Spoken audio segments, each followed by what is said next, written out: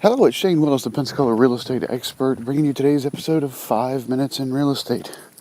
Today's topic is this: contingencies abound, even the new ones. Sit back, relax, and enjoy today's show. Welcome to the show that takes up no more than 5 minutes of your time, but could help you gain massive real estate knowledge. It's 5 Minutes in Real Estate with best-selling author Shane Willis.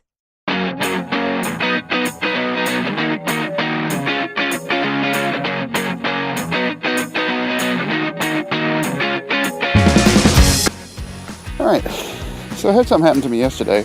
I was working with a buyer, and we had submitted an offer, and I got a contingency back. We got a counter. Excuse me, let me back up. We got a counter from the seller that had a contingency back that I wasn't used to seeing. I haven't seen a contingency like this in, well over a decade. But it made sense.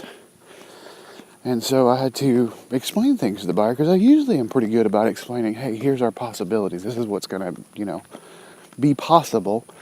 But I always make the caveat, I'm about 98, 99% sure that one of these three actions will happen. And one of them did. There was just a new contingency. The one thing I do like about this business is that, well, you can put contingencies on pretty much anything. So you can, I don't think any two deals were ever exactly the same. As long as I've been doing this, I don't think that any two deals have ever been exact. There's always something quirky going on. This one was a new contingency. It's a new family, it's a young family, young military family. They're moving here, early to mid 20s. They're buying their first home.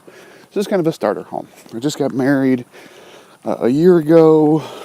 They're here for school for the next 2-3 years, training to be a pilot, anything about Pensacola area. We've got the home of naval aviation. Anybody that's ever been a Navy pilot ever has always had to train here sometime before they go on and specialize where they want to go.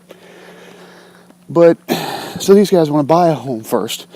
And so we found this nice place to start our home. It's not expensive by any means, $150,000. But if you've heard me talk the last couple episodes, you know that price point is pretty tight right now. And so a seller and a tight price point can start to write in some contingencies that make sense for them. This is, like I said, this is not something I've seen in over a decade, just because, it hasn't been this tight lately. But here's what the seller wrote in. They wrote in a contingency that they will accept our offer. They countered us on a couple of the terms, which are just normal counters. But then they also said, countered on the seller, they want, instead of a 30-day close, they want a 60-day close. So they want to double our closing time, which, okay, I can see that, because we were asking for a quick close. But they said in the next 30 days, they have to find a home to put under contract themselves. So they want to find their dream home. And because they're moving up from the 150,000 mark. I talked to the other agent for a bit. They're looking for, 250, 300 now. Move up. This is a 3-bedroom. They've got their third kid on the way, so they need a 4-bedroom now. So anyways, it's a move up. It's a move up is what they're trying to do. But that contingency of, okay, our contract is contingent upon them finding something. I haven't seen that in a while.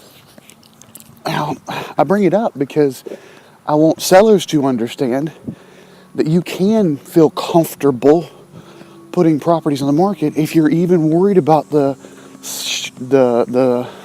light inventory, about you finding a place. Because no seller wants to put the house on the market and not have a place to live, sell it and go. So there are contingencies you can put in. Is every buyer's agent going to be able to understand this? No, they're not. We've got a lot of people still coming as agents, coming into the industry, and so there will have to be some explanation. You're going to need an agent to represent you as a seller that understands why we're doing that and can be upfront with it all the way around. But what that seller needs to understand is that 150,000 mark, 130,000 mark, your property is kind of like an oasis in the desert. There's not much inventory here. So the right buyer will understand that. To finish my story, I went back and told my buyers this, and they were a little confused about it, but then I explained it to them on why they were doing it, what was going on, and how it really did not affect their plans anyways. They're coming from the Pacific Northwest. That's where they live now, and so they're, instead of 30 days, 60 days, they're okay with it because they were actually closing about 21 days before they get here anyways. And the military has no problems putting them up in lodging for a couple of weeks. And I said, we may be able to back this up if, the buyers find a property at that 250, 300 mark, which has more inventory. Because in Escambia County, that inventory is 4 and 5. It's almost a normal market there.